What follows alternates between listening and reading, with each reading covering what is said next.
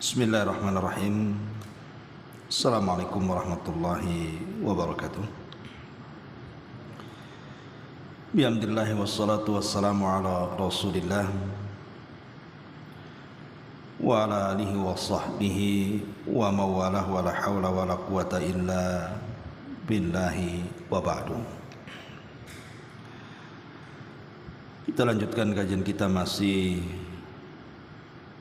membahas kitab Arba'in Nawawi, dan kita masuk pada hadis ke-26 dari 40 hadis pilihan yang dicantumkan oleh Imam An-Nawawi dalam kitabnya Arba'in Nawawi.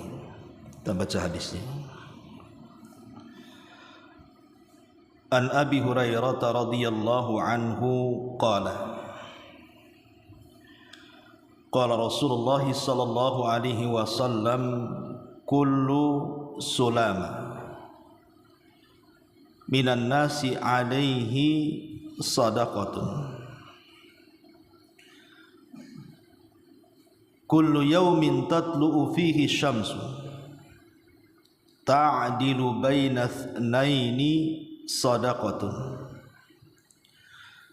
wa tu'inu ar-rajulu fi dabbatihi wa tu'inu ar-rajula fi dabbatihi fatahmiluhu 'alayha aw tarfa'u lahu 'alayha mata'ahu sadaqatun wal kalimatu thayyibatu sadaqatun wa bikulli khutwatin tamshiha ila salati sadaqatun wa tumitul adha 'anit tariqi sadaqatun. Rawahul Bukhari wa Muslim. Dari Abu Hurairah radhiyallahu anhu, dia berkata, Nabi sallallahu alaihi wasallam bersabda, setiap persendian dari manusia itu ada hak sedekahnya pada setiap hari yang matahari terbit padanya. Berbuat adil antara dua orang adalah sedekah. Menolong seseorang dalam urusan kendaraannya, membantunya agar bisa menaiki kendaraan atau engkau angkat barang-barangnya ke atas kendaraannya, itu juga sebuah sedekah. Sebuah ucapan yang baik adalah sedekah. Setiap langkah yang kamu ayunkan menuju tempat salat adalah sedekah. Bahkan engkau menyingkirkan gangguan dari jalan juga bagian daripada sedekah.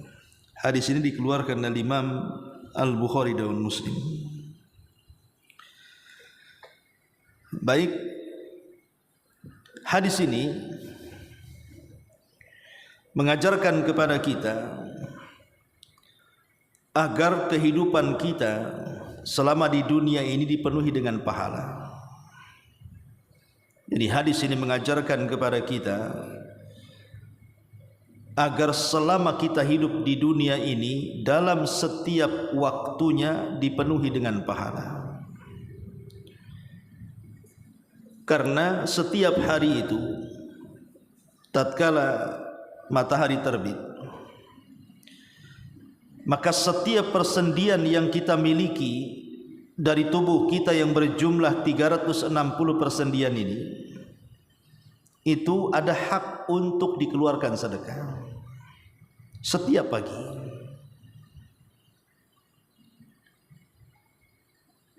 Ketika Nabi SAW mengatakan kullu sulama minan nas, setiap persendian dari manusia.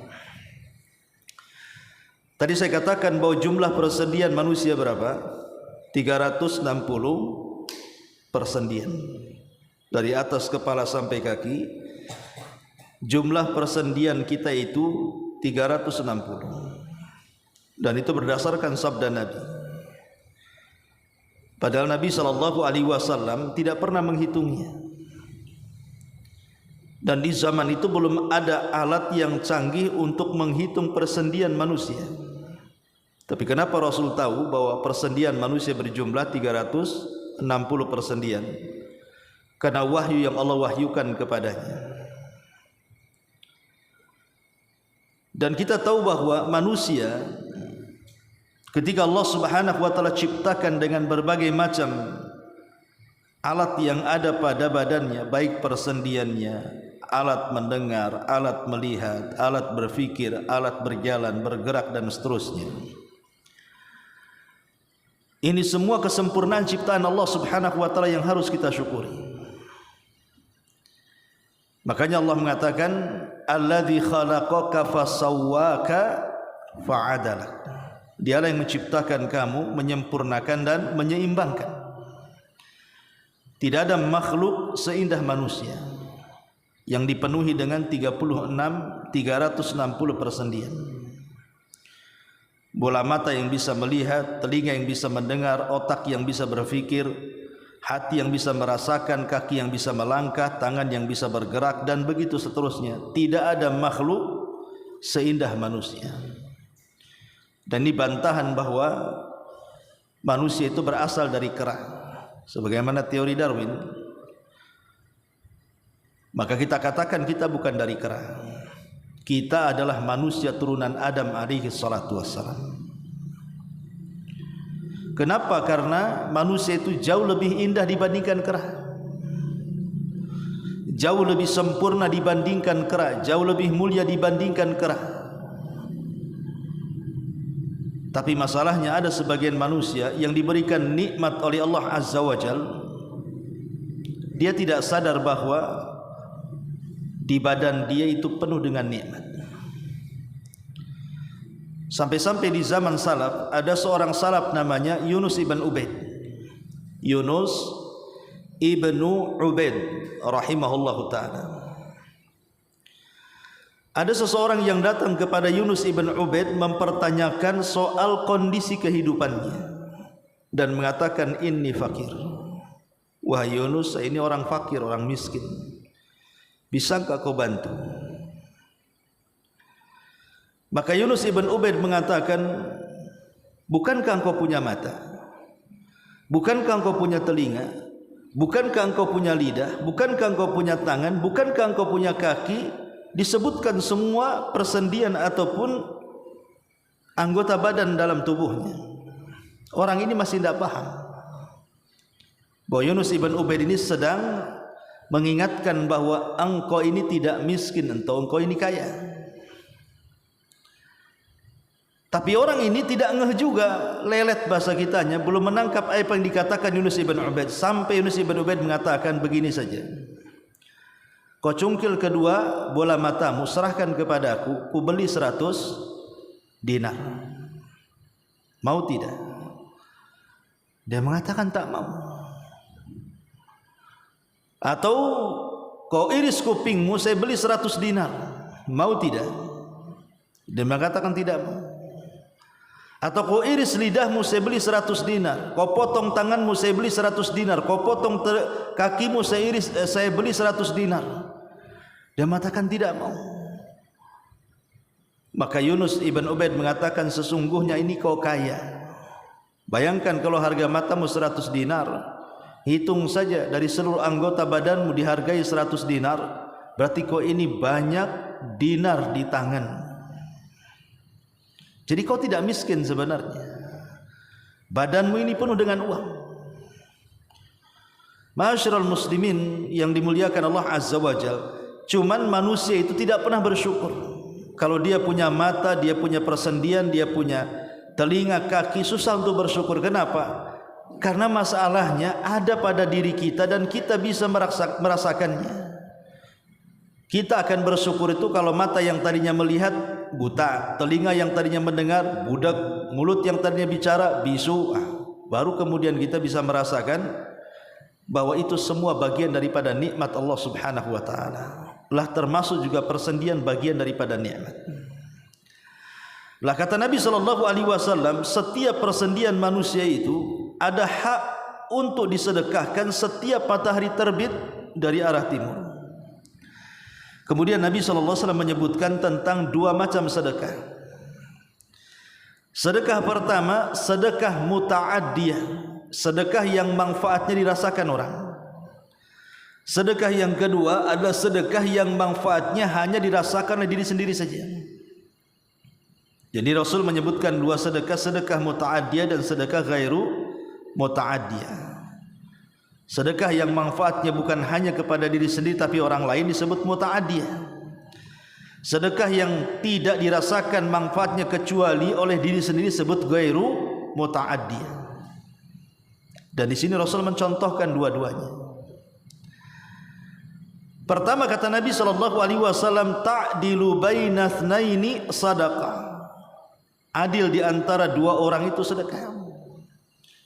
Maksudnya mendamaikan dua orang yang sedang bertengkar itu sedekah. Dan ini manfaatnya bagi orang lain. Karena bukan hanya kita saja, ketika kita mendamaikan orang berarti manfaatnya sampai kepada orang yang kita damaikan. Ini namanya sedekah muta'addiyah. Kemudian wa tu'inur rajula fi dabbatihi fatahmiluhu 'alaiha aw tarfa'u lahu 'alaiha mata'ahu sadaqah. Engkau membantu seseorang kemudian pada kendaraannya dengan cara menaikkan orang di atas kendaraan atau mengangkat barang dinaikkan di atas kendaraannya. Ini namanya sedekah muta'addiyah namanya. Nolong orang. Pamannya ada orang yang tersesat, kita katakan bukan ke sini jalannya Bu, ke sana. Bukan di situ rumahnya Bu, di sana. Ibu cari si Anu di sana. Itu sedekah. Sedekah yang sampai kepada orang. Ya. Termasuk juga wal kalimatut thayyibatu, kalimat-kalimat yang indah, kalimat-kalimat yang santun, kalimat-kalimat yang sopan. Tidak menyakiti orang dengan kalimatnya, tidak menggibah, tidak mencaci, tidak memaki, tidak merendahkan, tidak namimah, tidak mengadu domba dan tidak yang lainnya. Betul-betul dia menjaga diksi kalimat dan juga intonasi bahasa. Dia tahu siapa yang diajak bicara. Dia tahu bagaimana cara mengeluarkan bahasa. Ada bahasa sopan, ada bahasa tidak sopan, ada bahasa halus, ada bahasa kasar dan begitu seterusnya. Dia paham sehingga dia tidak mengeluarkan kata-kata kecuali yang pantas. Maka ini sedekah yang manfaatnya kepada orang. Ya. Kemudian wa bi kulli khutwatin tamshiha sadaqah. Dan setiap langkah yang kau langkahkan kaki menuju salat adalah sedekah. Ini namanya sedekah ghairu muta'addiyah. Salat, baca Quran, zikir, itu manfaatnya untuk siapa? Untuk kita sendiri. Orang lain enggak dapat manfaat. Itu namanya ghairu muta'addiyah. Kemudian wa tumitul adza anit tariqi sadaqah. Kemudian membuang dan menyingkirkan gangguan dari jalan sehingga orang bisa aman berjalan. Entah di situ ada beling antum ambil, ada paku antum ambil, ada lubang antum kubur gitu ya. Sehingga manusia aman di perjalanan, maka itu bagian sedekah. Ini namanya sedekah muta'addiyah, manfaatnya kepada orang. Jadi ada sedekah yang manfaatnya untuk pribadi seperti berzikir, itu manfaatnya untuk pribadi. Kemudian baca Quran, manfaatnya untuk pribadi. Kemudian salat ke masjid, manfaatnya untuk pribadi.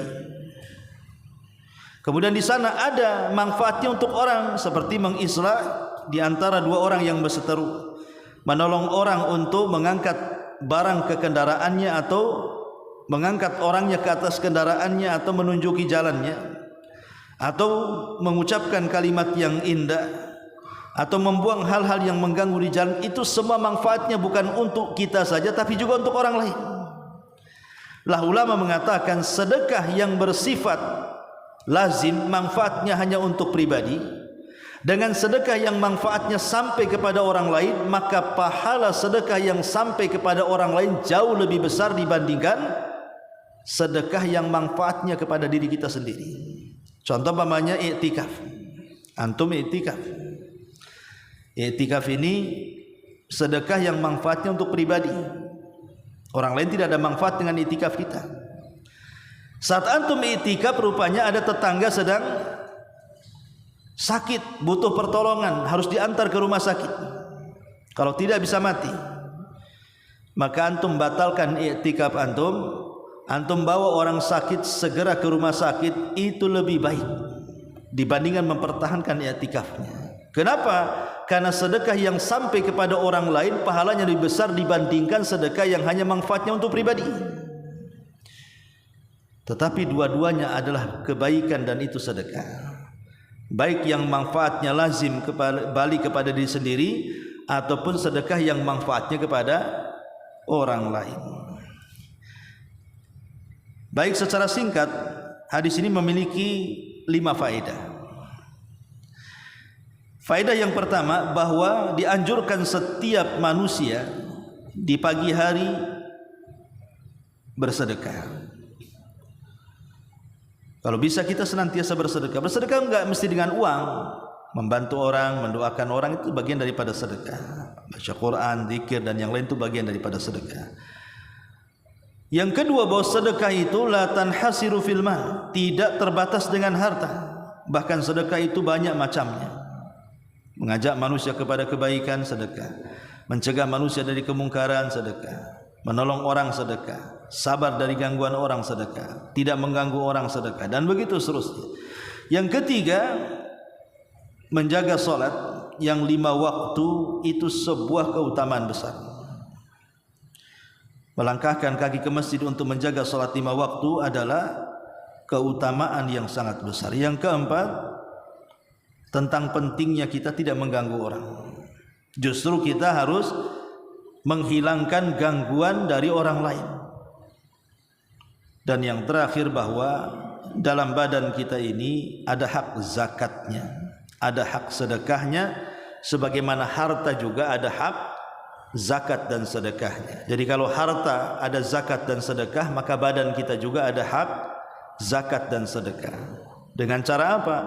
Dengan cara yang tertuang dalam hadis yang kita baca ini. Wallahu alam, ini yang bisa sampaikan, mudah-mudahan manfaatnya. Subhanaka bihamdika asyhadu an la ilaha illa anta astaghfiruka wa atubu ilaik. Allahu taala alam. Assalamualaikum warahmatullahi wabarakatuh.